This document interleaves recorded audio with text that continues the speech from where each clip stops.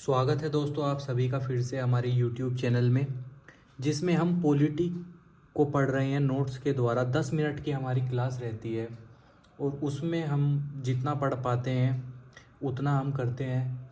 और आज का हमारा टॉपिक है, पहला टॉपिक है भारत के नए राज्यों का पुनर्गठन। तो पहले 14 राज्य और 7 केंद्र शासित प्रदेश थे।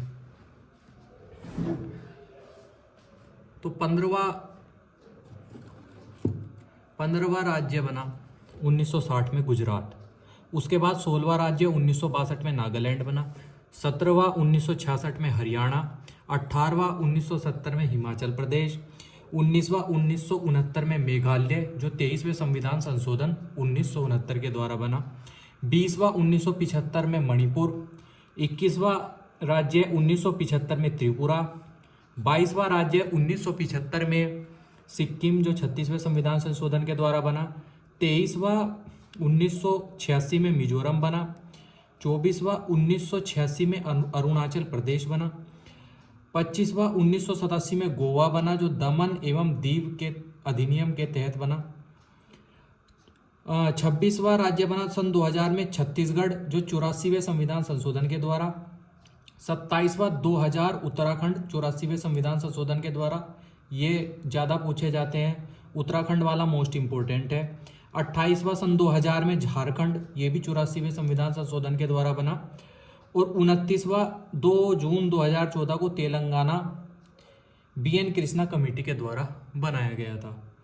तो ये शुरू के दोस्तों इम्पोर्टेंट है इसमें, और ये उत्तराखंड वाला बहुत ज़्यादा पूछा जाता है, तेलंगाना भी पूछ लिया जाता है। चलिए नेक्स्ट देखते हैं। अब आते हैं दोस्तों भाग 2 पर। और भाग 2 में क्या है, नागरिकता है। और नागरिकता जो है वो अनुच्छेद 5 से 11 तक है। तो नागरिकता के अनुच्छेदों को हम पढ़ेंगे जो महत्वपूर्ण है परीक्षा की दृष्टि से। अनुच्छेद 5 में नागरिकता की परिभाषा है। अनुच्छेद 5 में नागरिकता की परिभाषा। अनुच्छेद 6 में पाकिस्तान से भारत आने वाले लोगों की नागरिकता के बारे में अनुच्छेद 6 है। और अनुच्छेद 7 भारत से पाकिस्तान जाने वाले लोगों की नागरिकता के बारे में है। अनुच्छेद 8 में क्या है कि भारत में 4 प्रकार की नागरिकता है। जैसे पहली, नागरिक जो भारत में जन्मे लोग हैं।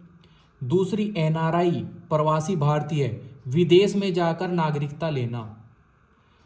तीसरी, PIO यानी भारतीय मूल के लोग विदेश से शादी करके जो आए हैं, विदेशी से शादी।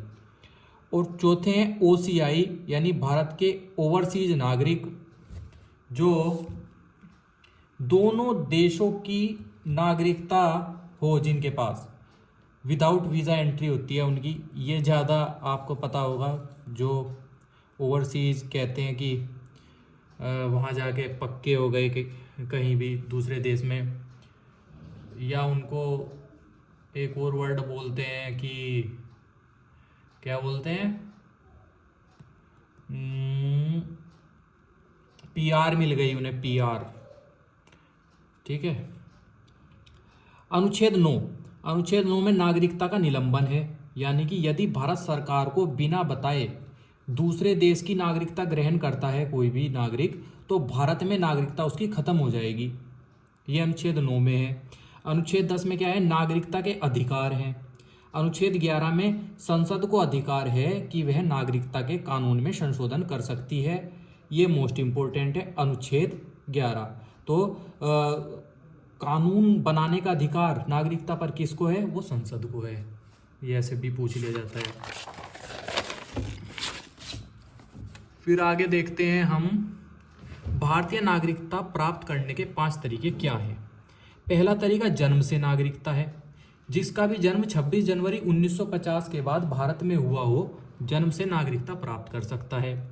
वंशानुगत नागरिकता, विदेश में जन्मे किंतु पिता उसके भारतीय होने चाहिए, तो वंशानुगत नागरिकता बोलते हैं उसको। पंजीकरण से नागरिकता, यानी 6 महीने से अधिक अगर कोई भारत में निवास कर रहा, उसने कोई भी क्राइम नहीं किया अब तक, तो उसे पंजीकरण से नागरिकता मिल जाएगी। प्राकृतिक नागरिकता, ये भी कुछ इसी टाइप की है। और विलय से नागरिकता है कि भारतीय नागरिकता अधिनियम के द्वारा है, मतलब अगर कोई बाहर से आके बस जाता है उसके बारे में। नागरिकता के निलंबन से क्या, नागरिकता से निलंबन, परित्याग, खुद देश छोड़ दे, ठीक है, उसको नागरिकता से निलंबन यानी उसकी नागरिकता रद्द कर दी जाएगी अगर वह खुद देश छोड़ दे। सरकार द्वारा निलंबन, सरकार को बिना बताए दूसरे देश की नागरिकता लेना, तो कौन करेगा, उसका नागरिकता से हटा देगा सरकार, उसकी नागरिकता ले लेगी। नागरिकता से वंचित करना, गैर कानूनी तरीके से नागरिकता ली हो किसी ने अगर, तो उसे नागरिकता से वंचित कर दिया जाएगा। देशद्रोही है, कोई आतंकवादी है या शत्रु देश की कोई मदद कर रहा है, संविधान का दुरुपयोग कर रहा है, तो उसकी भी नागरिकता रद्द हो जाती है। और दिवालिया अगर कोई हो जाता है, बैंक करप्ट हो जाता है, ठीक है,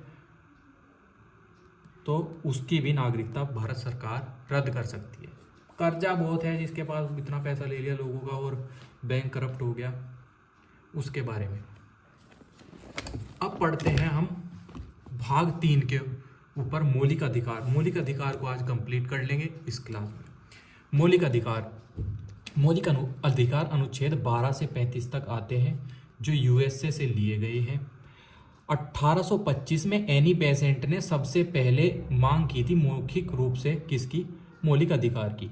फिर 1928 में मोतीलाल नेहरू ने सबसे पहले लिखित मांग की, और 1931 में सरदार वल्लभ भाई पटेल ने कांग्रेस के कराची अधिवेशन में, कांग्रेस का कराची अधिवेशन जो हुआ था उसमें मांग की, किसने, सरदार वल्लभ भाई पटेल ने। फिर 1945 में तेज बहादुर सप्रू समिति के अनुसार मौलिक अधिकार की मांग हुई और मौलिक अधिकार को भाग 3 में जगह मिली, ठीक है, जिसके लिए हम न्यायालय में जा सकते हैं। अनुच्छेद 12 से 35 होता है। भाग 3 को मैग्ना कार्टा भी कहा गया है, और मूल संविधान में मौलिक अधिकारों की संख्या 7 थी पहले, लेकिन वर्तमान में कितनी है, वर्तमान में मौलिक अधिकार 6 हैं, क्योंकि 44वां संविधान संशोधन 1978 के तहत जो संपत्ति का अधिकार था उसको हटा दिया गया और अनुच्छेद 300 ए में शामिल कर लिया गया। ये बार बार पूछा जाने वाला प्रश्न है। भारतीय संविधान के भाग 3 में भाग 4 को ग्रेनेबिल ऑस्टिन ने संविधान की चेतना कहा है। क्या कहा है, संविधान की चेतना। आगे देखते हैं मौलिक अधिकारों से ही संबंधित में। मौलिक अधिकार कितने हैं, 6 मौलिक अधिकार हैं। समानता का अधिकार 14 से 18 तक है। स्वतंत्रता का अधिकार अनुच्छेद 19 से 22 है, और शोषण के विरुद्ध अधिकार अनुच्छेद 23 से 24 है। धार्मिक स्वतंत्रता का अधिकार अनुच्छेद 25 से 28 तक है, और सांस्कृतिक एवं शैक्षणिक शिक्षा का अधिकार 29 से 30 है, और संवैधानिक उपचारों का अधिकार अनुच्छेद 32 में दिया गया है। अनुच्छेद 12 की बात करें तो इसमें परिभाषा है मौलिक अधिकार की। अनुच्छेद 13 में संसद को अधिकार है कि वह मौलिक अधिकारों में संशोधन कर सकती है। समानता का अधिकार अनुच्छेद 14 से 18 है। इसको हम नेक्स्ट क्लास में पढ़ेंगे। आज की क्लास में आपको इतना ही याद करना है और अपने नोट्स बनाने हैं। चलिए आज की वीडियो को यहीं विराम देते हैं। धन्यवाद दोस्तों। अगर आपको क्लास अच्छी लग रही है, नोट्स अच्छे लग रही है, तो इनको कृपया लिखिए, अपने भी नोट्स बनाइए और याद करिए। ये बहुत ही अच्छे पॉलिटी के नोट्स हैं जो हर परीक्षा में लगभग इसी में से ही आपको क्वेश्चन देखने के लिए मिल जाएंगे। धन्यवाद दोस्तों।